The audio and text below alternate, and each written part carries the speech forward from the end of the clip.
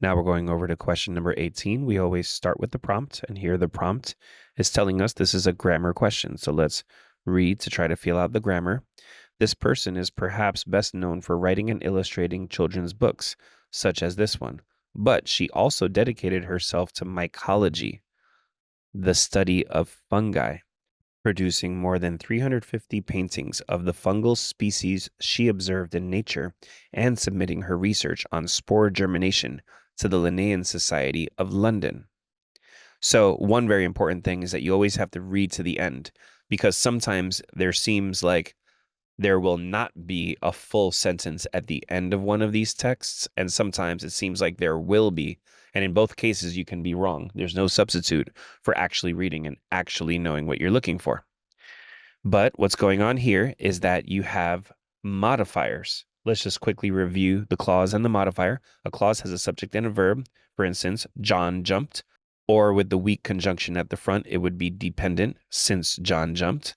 And a modifier is when you're missing the subject, the verb, or both. So while jumping, John twisted his ankle.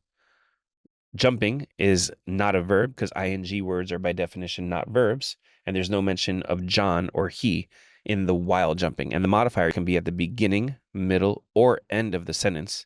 And there's a lot of flexibility with modifiers. For instance, you can have two modifiers in a row in a sentence. And that's exactly what's happening here.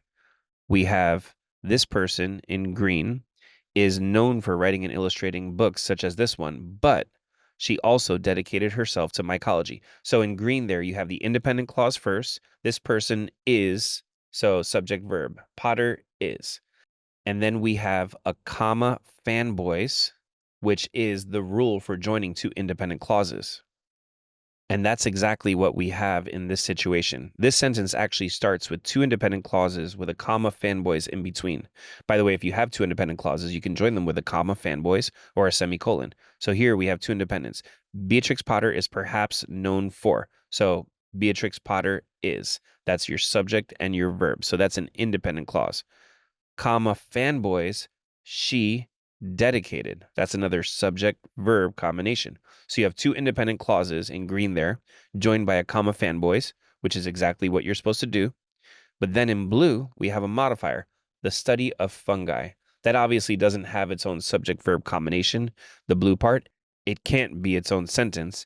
It's important to note that it includes this part right here. So the study of fungi, a very incomplete sentence component, which we call a modifier, and you can attach modifiers to clauses simply with commas. Now in purple here, we have another modifier, producing more than 350 paintings of the fungal species she observed in nature and submitting her research on spore germination to the Linnean Society of London. The one thing to notice here is that there are no subject-verb combinations. There's no one moment in here in the purple part where it says she produced this or she submitted, because she submitted would be a subject-verb combination. But ing words like producing and submitting are not verbs. And of course, there's also no mention of Potter or she in the purple part.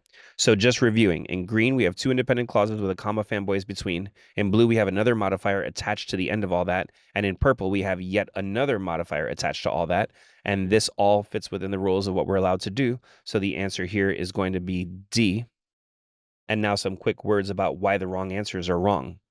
Semicolon is for two independent clauses, and we discussed at length how the second part is not an independent clause. A period implies that we have a new sentence following, and of course, every sentence needs an independent clause. So once again, because the second part is not independent, you can't have a period either. And C is that awkward one where there's just no comma and you know there needs to be some form of punctuation. You're not just going to continue it with no commas, except for rare cases like the long intro. So C is just the one that's incredibly awkward. But once again here, the answer is D.